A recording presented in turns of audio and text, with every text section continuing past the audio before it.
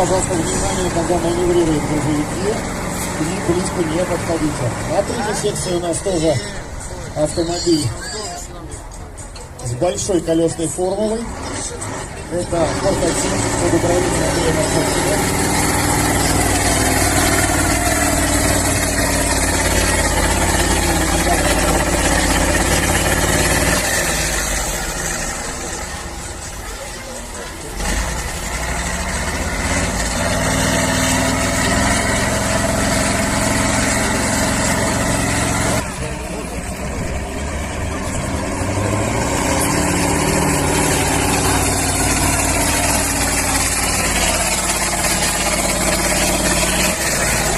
Которая попытка не получается у ребят зайти туда, в эту горку.